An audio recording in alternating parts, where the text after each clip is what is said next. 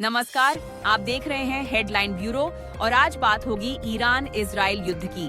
जैसा कि पूरी दुनिया की नजर ईरान इजराइल युद्ध पर है।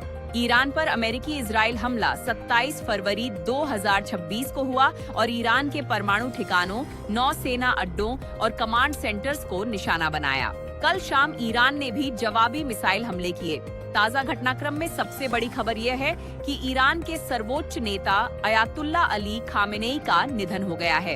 इस जंग की असली वजह समझने के लिए हमें थोड़ा पीछे जाना होगा और जानना होगा कि ईरान सिर्फ एक इस्लामिक देश ही नहीं बल्कि एक प्राचीन सभ्यता भी है। शुरू करते हैं प्राचीन ईरान से।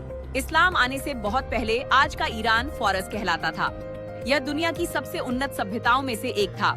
यहाँ अकेमेनिड साम्राज्य हुआ, जहां साइरस महान जैसे शासकों ने कानून, प्रशासन और सड़क व्यवस्था को मजबूत किया। इसके बाद पार्थियन और सासानी जैसे साम्राज्य हुए, जिन्होंने व्यापार, विज्ञान, कला और सैन्य शक्ति में दुनिया को चुनौती दी। धर्म की बात करें तो यहाँ जरथुष्ट्र धर्म प्रमुख था। ईरान में बोले जाने वाली भाषा फारसी भाषा, कविता और वास्तुकला उस दौर में बेहद उन्नत थी। ईरान के सिल्क रूट से जुड़े होने की वजह से इसकी की अर्थव्यवस्था बहुत मजबूत थी और आम लोगों का जीवन स्तर भी कई देशों से बेहतर माना जाता था। अब आते हैं 7वीं सदी में, जब ईरान में इस्लाम का आगमन हुआ और ईरान को शिया पहचान मिली। 7वीं सदी में अरब मुस्लिम सेनाओं के आने के बाद ईरान में इस्लाम फैला। धीरे धीरे ज्यादातर आबादी मुस्लिम बनती चली गई, लेकिन असल बदलाव आया 16वीं सदी में, जब सफवी वंश ने ईरान को शिया इस्लाम वाला देश घोषित कर दिया। यही वजह रही कि आज ईरान की धार्मिक पहचान सऊदी अरब जैसे सुन्नी देशों से अलग है।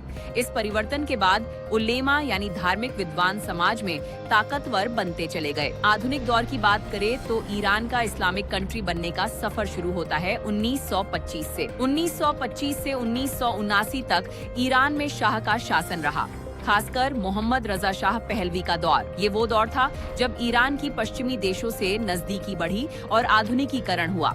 लेकिन इसके साथ अमीर गरीब की खाई भी बढ़ी और धार्मिक वर्ग नाराज होता चला गया। फिर आया साल 1979 और ईरान में होती है एक इस्लामी क्रांति। परिणाम ये हुआ कि शाह का तख्त पलट गया और अयातुल्लाह खुमैनी के नेतृत्व में इस्लामिक रिपब्लिक ऑफ ईरान की स्थापना हुई। अब धर्मगुरुओं को सर्वोच्च सत्ता मिल चुकी थी और ईरान को अंतर्राष्ट्रीय प्रतिबंध। इन प्रतिबंधों ने महंगाई, बेरोजगारी और आम लोगों की मुश्किलें बढ़ा दी। अब सवाल ये है कि आखिर इस जंग की वजह क्या है? पहली वजह है इजराइल से दुश्मनी। ईरान इजराइल को एक अवैध देश मानता है। फिलिस्तीन मुद्दे पर ईरान खुलकर फिलिस्तीन का समर्थन करता है। हिजबुल्लाह और हमास जैसे संगठनों को ईरान का समर्थन इजराइल के लिए सीधा खतरा है। इजराइल को लगता है ईरान उसका अस्तित्व मिटाना चाहता है। इसीलिए दोनों के बीच सालों से छुपी जंग यानी प्रॉक्सी वॉर चल रही थी, जो अब खुली टकराव की ओर बढ़ रही है। और इस युद्ध की दूसरी वजह है अमेरिका से चलता आ रहा टकराव, जिसकी शुरुआत होती है 1953 में, जब ईरान के चुने हुए प्रधानमंत्री को हटाने में अमेरिका की अहम भूमिका रही। 1979 की क्रांति के बाद ईरान ने अमेरिका को शैतान ताकत कहा और दूरी बना के रखी। दूसरी ओर संयुक्त राज्य अमेरिका ईरान की इस्लामिक व्यवस्था को अपने हितों के लिए खतरा मानता रहा है।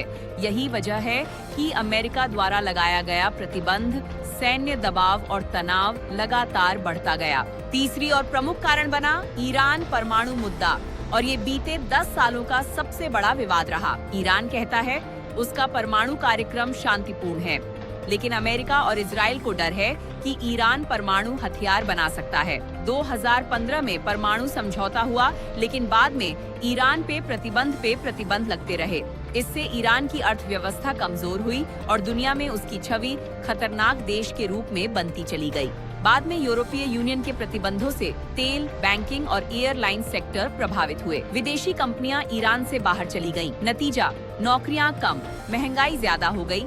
दवाइयों और तकनीक की भारी कमी की सबसे ज्यादा मार आम ईरानी नागरिकों पर पड़ी। अमेरिका, इजराइल और ईरान के बीच शुरू हुई ये जंग अगर लंबी चली तो क्या परिणाम होंगे? ये मिडिल ईस्ट क्षेत्र में बड़ी जंग साबित होगी, जिसका असर पूरे विश्व भर में होगा। तेल की कीमतें आसमान पर हो सकती है, भारत समेत पूरी दुनिया प्रभावित होगी। ईरान के आम नागरिकों की जिंदगी सबसे ज्यादा तबाह हो जाएगी और अगर परमाणु ठिकानों पर हमला हुआ तो यह एक वैश्विक संकट होगा जिसका समाधान अब सिर्फ वक्त के हाथों में है।